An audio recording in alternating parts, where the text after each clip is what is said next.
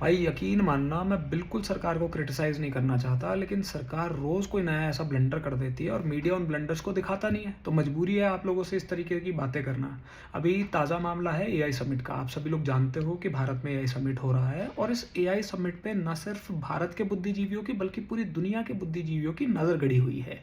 सब लोग ये देखना चाहते हैं कि भारत में किस तरह के इनोवेशंस पर बात हो रही है, किस तरीके से आर्टिफिशियल इंटेलिजेंस का इस्तेमाल जो है अलग अलग फील्ड में जनता के हित में किया जा सकता है। पर बजाय इन सब बातों पे चर्चा होने के, चर्चा हो गई कि कितना खराब मैनेजमेंट वहां पर था। जिन लोगों की जिम्मेदारी थी इसे कंडक्ट कराने की, उन्होंने कितनी लापरवाही बरती है। आपको पता है कि वहां पर इतनी ज़्यादा भीड़ हो गई। इंडियन एक्सप्रेस की एक रिपोर्ट कहती है कि 1 किलोमीटर से ज़्यादा लंबी लाइन लगी हुई थी। जिन लोगों को बूथ अलॉट हुए थे, यानी कि जिनको वहां पर प्रेजेंटेशन देनी थी, वो भीड़ के चलते लाइनों में ही रह गए, वो पहुंच भी नहीं पाए अपने बूथ पर।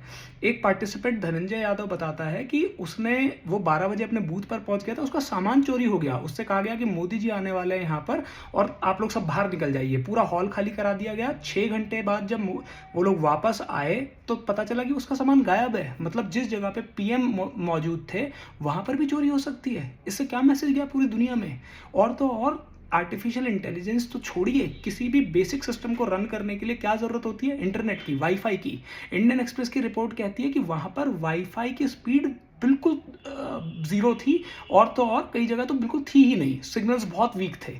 आपकी ये तैयारी है एआई सबमिट कराने की? आपने पूरी के पूरे देश की नाक कटवा दी। एक गलगोटिया यूनिवर्सिटी एक रोबोट को लेकर आती है और कहती है ये हमारा इनोवेशन है। उसके बाद चाइनीज लोगों ने सोशल मीडिया पर उसकी पोल खोल दी। अब उसके बाद वो अपनी बात से मुकर गए हैं। मतलब सरकार कोई स्क्रूटनी नहीं करेगी। अब ये गलगोटिया यूनिवर्सिटी की बेइज्जती नहीं हुई है, बेइज्जती हुई है भारत की। मुझे लगता है कि सरकार को अपनी जिम्मेदारी से भागना नहीं चाहिए। ऐसी यूनिवर्सिटीज पे कार्रवाई करनी चाहिए, ऐसे अधिकारियों पे कार्रवाई करनी चाहिए जो जिम्मेदार थे इसके मैनेजमेंट के लिए। और मैं अंत में एक ही बात कहूंगा भाई, भारतीय जनता पार्टी की इज्जत हो या ना हो, सरकार की इज्जत हो या ना हो, इस देश की बहुत इज्जत है। कम से कम इस इज्जत को के साथ खिलवाड़ मत करिए, इसको सजोए रखिए। बहुत बहुत धन्यवाद।